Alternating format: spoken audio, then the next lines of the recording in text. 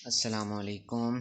तो आज हम एरर के जो रूल्स होते हैं, जो करेक्शन के रूल्स होते हैं, उनको थोड़ा देखेंगे इंग्लिश में।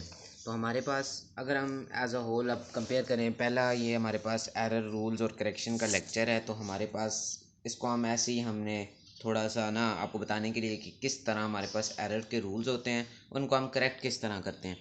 सबसे पहले हमारे पास कुछ जो नाउन्स इस्तेमाल होते हैं सेंटेंसेस में, जैसे एडवाइस हो गया, न्यूज़ हो गया, या इंफॉर्मेशन हो गया, फर्नीचर हो गया, लगेज हो गया, या सीनरी हो गया। इनसे पहले कोई आर्टिकल नहीं आएगा, और ना ये आर्टिकल आएगा इनसे पहले, ना ये प्लूरल फॉर्म में हमारे पास यूज़ होंगे।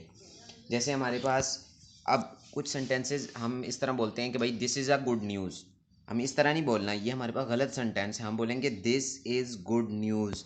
इसी तरह हमारे पास एक और सेंटेंस है कि ही सोल्ड ऑल द फर्नीचर। अब ये हम अब सारा फर्नीचर है तो इसके साथ प्लूरल फॉर्म तो होनी चाहिए, मगर इसकी कोई प्लूरल फॉर्म नहीं है। इसको हम फर्नीचर्स नहीं लिखेंगे, इसे हम फर्नीचर लिखेंगे। इसी तरह अगर हम एक और सेंटेंस देख लें तो हमारे पास he gave me some advice. हमने क्या कहा था, इसके साथ ये इन नाउन से पहले हम कोई आर्टिकल इस्तेमाल नहीं करेंगे। तो हमारे पास इसके अंदर हम ये नहीं लिखेंगे he gave me an advice, हम लिखेंगे he gave me some advice.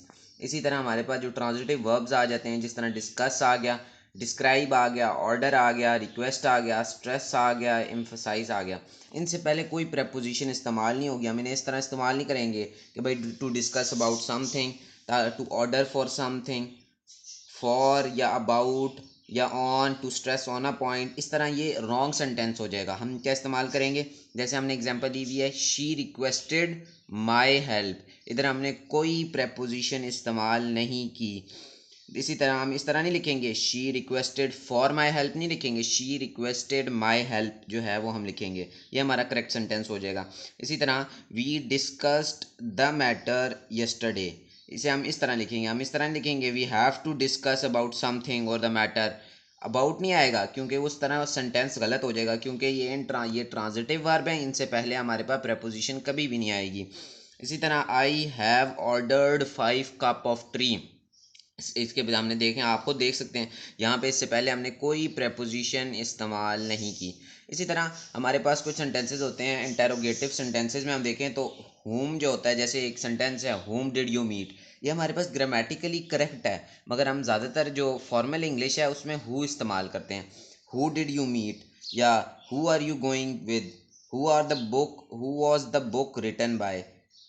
अब फॉर्मल तरीका तो ये है by whom was the book written, हम मगर इस तरह भी इस्तेमाल करते हैं इनफॉर्मल राइटिंग में। इस तरह हम स्पेलिंग के रूल्स हैं, मतलब कि कोई लफ्ज़ हैं, स्पेलिंग हैं जिनके अंदर दरमियान आई ई और ई आई आता है। अब कहते हैं कि भाई आपसे पूछ लेंगे आई ई किस में आ रहा है और ई आई किस में आ रहा है, ये आपसे स्पेलिंग के रूल्स एमसीक्यूज़ में भी आ सकता है।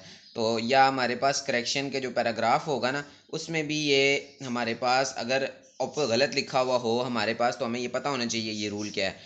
जितने भी सेंटेंसेस हैं उसमें आई ई आएगा, मगर मगर हम जितने भी हमारे पास वर्ड्स हैं उससे पहले आई ई आएगा। एक्सेप्शन क्या है, वो वर्ड जैसे रिसीव है, अब सी आ रहा है, सी के बाद हमारे पास हमेशा ई आई आएगा, और हमारे पास बाकी जितने होंगे उनमें आई ई आएगा। ये एक्सेप्शन है। ठीक, जज़ाकल्लाह।